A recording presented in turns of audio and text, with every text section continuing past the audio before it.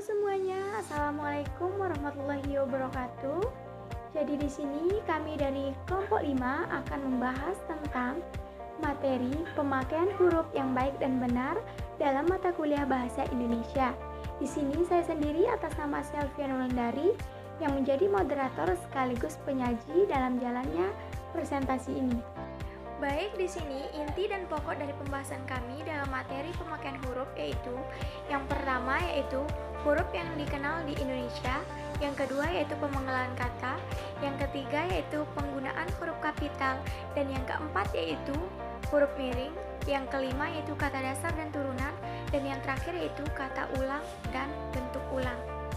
Baik, berikut penjelasan dari pemakaian huruf pada bagian pertama yaitu huruf yang dikenal di Indonesia. Ejaan Bahasa Indonesia yang biasa kita sebut dengan EBI menggunakan 26 huruf di dalam abjadnya, yaitu mulai dengan huruf A sampai dengan huruf Z. Beberapa huruf diantaranya yaitu F, V, X, dan Z merupakan huruf serapan, dan sekarang huruf-huruf tersebut dipakai secara resmi di dalam bahasa Indonesia. Oke, next, contohnya. Yang pertama, kata fakta tidak boleh diganti dengan kata fakta. Yang kedua, kata aktif tidak boleh diganti dengan kata aktif. Yang ketiga, kata valuta tidak boleh diganti dengan kata valuta. Dan yang keempat, kata pasif tidak boleh diganti dengan kata pasif.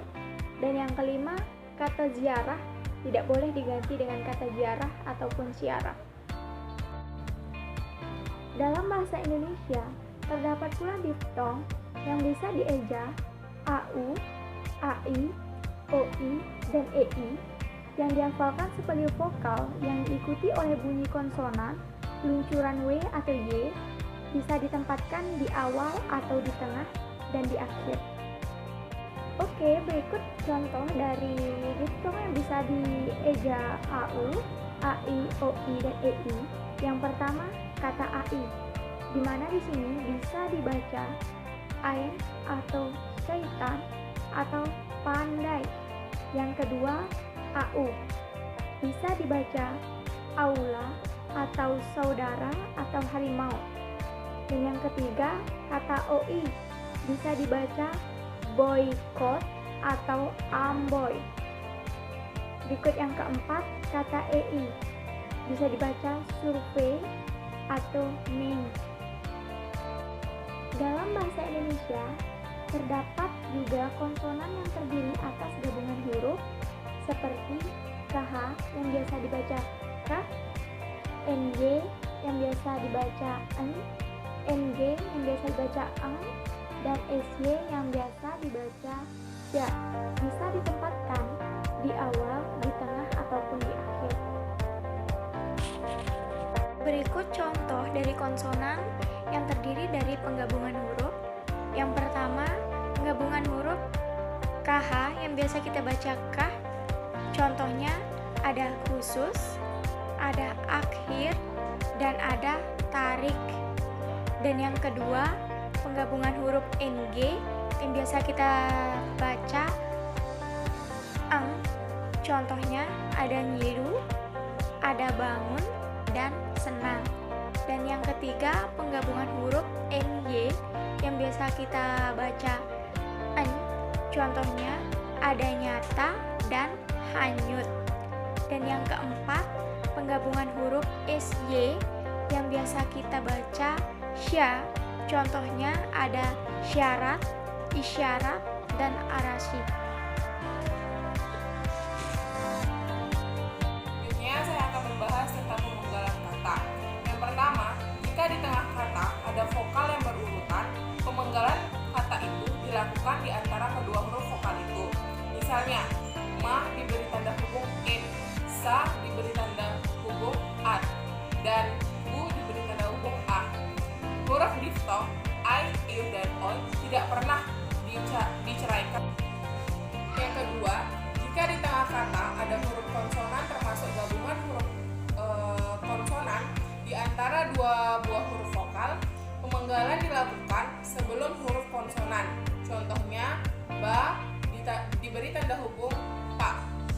Yang ketiga, jika jika di tengah kata ada dua huruf konsonan atau lebih yang berurutan, pemenggalan dilakukan di antara kedua huruf konsonan itu. Gabungan huruf konsonan tidak pernah diceraikan. Contoh, som diberi tanda hubung bom. Yang keempat, jika di tengah kata ada dua huruf konsonan atau lebih, pemenggalan dilakukan di antara huruf konsonan yang pertama dan huruf konsonan yang kedua. Contohnya, in diberi tanda hubung instrumen. Yang kelima, imbuhan akhiran dan imbuhan awalan, termasuk awalan yang mengalami perubahan bentuk, serta partikel yang biasanya ditulis rangkai dengan kata dasarnya dapat dipenggal pada pergantian baris. Misalnya, makan diberi tanda hubung an. Assalamualaikum warahmatullahi wabarakatuh. Perkenalkan, nama saya Rini Jawanti. Di sini saya akan menyampaikan tentang penggunaan huruf kapital. Pertama, huruf kapital atau huruf besar dipakai sebagai huruf pertama pada awal kalimat. Contohnya, dia mengantuk. Apa maksudnya? Kita harus bekerja keras dan pekerjaan itu belum selesai. Semuanya itu diawali dengan huruf kapital. 2. Huruf kapital dipakai sebagai huruf pertama petikan langsung. Misalnya, adik bertanya, kapan kita pulang? Atau bapak menasehati, berhati-hatilah nak. Ketiga, huruf kapital dipakai sebagai huruf pertama dalam ungkapan yang berhubungan dengan Tuhan dan kitab suci, termasuk kata ganti untuk Tuhan. Misalnya, Allah yang Maha Kuasa, yang Maha Pengasih, yang Maha Penyayang. Keempat, huruf kapital dipakai sebagai huruf pertama nama gelar, kehormatan, keturunan, dan keagamaan yang diikuti nama orang. Misalnya, Maha Putra Yamin, Sultan Hasanuddin, Haji Agus Salim, dan Imam Syafi'i. Kelima, huruf kapital dipakai sebagai huruf pertama unsur nama jabatan, pangkat yang diikuti nama orang atau yang dipakai sebagai pengganti nama orang tertentu. Misalnya, Wakil Presiden Adam Malik, Perdana Menteri Nehru Profesor Sukarno, dan Laksamana Muda Udara Hussein. Keenam, huruf kapital dipakai sebagai huruf pertama nama unsur-unsur orang. Misalnya, Amir Hamzah, Dewi Sartika, Wage Rudolf Supratman, Halim Perdana Kusuma. Huruf kapital tidak dipakai sebagai huruf pertama nama orang yang digunakan nama sejenis atau satuan ukuran.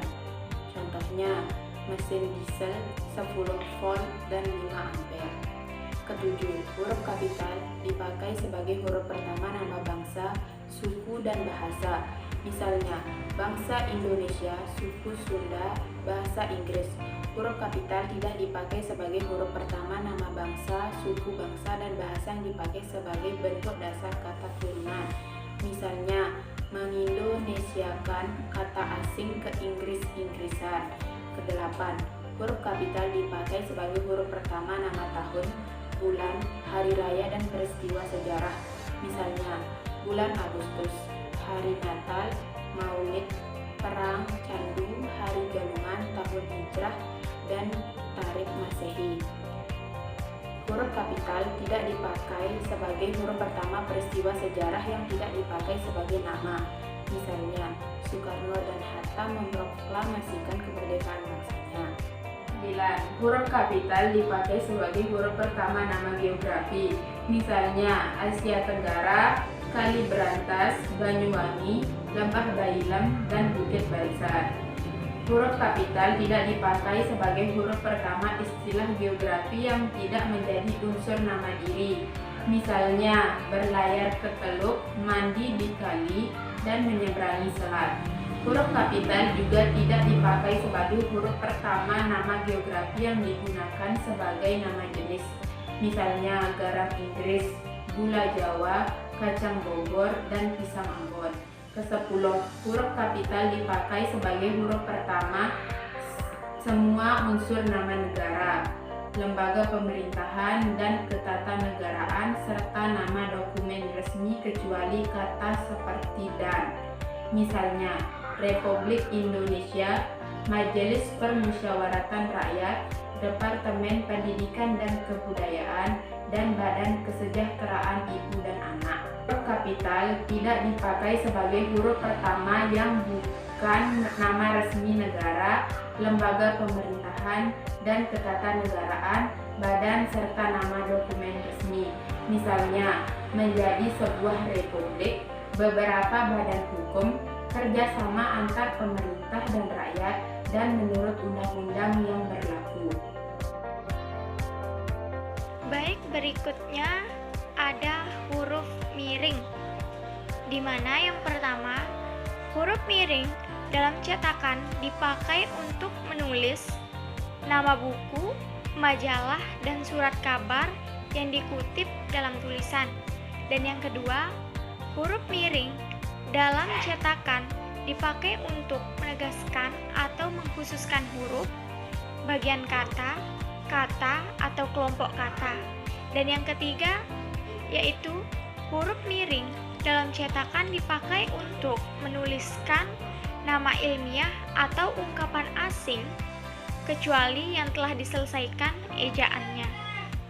Baik, berikut contoh-contoh dari penggunaan huruf miring di bagian pertama tadi. Huruf miring dalam cetakan dipakai untuk menulis nama buku, majalah, dan surat kabar yang dikutip dalam tulisan. Di mana di sini contohnya yaitu berita itu muncul dalam surat kabar Cakrawala. Nah, di manakah penggunaan yang tepat dalam huruf miring ini? Kita gunakan atau kita garis bawahi pada kata Cakrawala. Kenapa pada kata Cakrawala? Karena di sana Cakrawala itu merupakan judul surat kabar yang dikutip dalam tulisan tersebut. Baik, di sini pada bagian kedua yaitu huruf miring dalam cetakan dipakai untuk menegaskan atau mengkhususkan huruf, kata, bagian kata atau kelompok kata. Di mana di sini contohnya yaitu buatlah kalimat dengan menggunakan ungkapan lepas tangan. Di mana penggunaan huruf miring ini kita khususkan atau kita garis bawahi pada kata lepas tangan. Baik, pada bagian ketiga yaitu huruf miring dalam cetakan dipakai untuk menuliskan kata nama ilmiah atau ungkapan asing kecuali yang telah disesuaikan ejaannya. Di mana di sini contohnya yaitu ungkapan Bhinneka Tunggal Ika dijadikan semboyan negara Indonesia. Nah, di manakah penggunaan huruf miring tersebut? Jadi, penggunaan huruf miring tersebut kita garis bawahi pada kata Bhinneka Tunggal Ika. Yang pertama, imbuhan, awalan, sisipan, dan akhiran ditulis serangkai dengan kata dasarnya. Contohnya itu penetapan. Yang kedua, jika bentuk dasar berupa gabungan kata, awalan atau akhiran ditulis serangkai dengan kata langsung, mengikuti atau mendapat. Yang ketiga, jika bentuk dasar yang berupa gabungan kata mendapat awalan dan akhiran sekaligus, unsur gabungan kata itu ditulis serangkai. Contohnya menyebar luaskan. Yang keempat, jika salah satu unsur gabungan kata hanya dipakai dalam kombinasi, gabungan kata itu ditulis serangkai. Contohnya mahasiswa. Hal yang perlu diperhatikan yang pertama, jika bentuk terikat diikuti oleh kata yang huruf awalnya adalah huruf kapital, di antara kedua unsur itu ditulis tanda hubung. Contohnya non, tanda hubung Indonesia. Yang kedua, jika kata maha sebagai unsur gabungan diikuti oleh kata esa dan kata yang bukan kata dasar, gabungannya itu ditulis terpisah. Contohnya, mudah-mudahan Tuhan yang Maha Esa melindungi kita. Selanjutnya saya akan menjelaskan materi tentang kata ulang dan bentuk ulang. Kata ulang dan bentuk ulang ditulis secara lengkap dengan menggunakan tanda hubung di antara unsur-unsurnya. Contohnya, anak diberi tanda hubung anak, biri diberi tanda hubung biri, dan seterusnya. Baik, mungkin hanya itu yang bisa kami sampaikan dari kelompok 5 mengenai cara pemakaian huruf yang baik dan benar. Dan semoga bermanfaat bagi kita semua, dan mohon maaf jika ada kekurangan. Wassalamualaikum warahmatullahi wabarakatuh.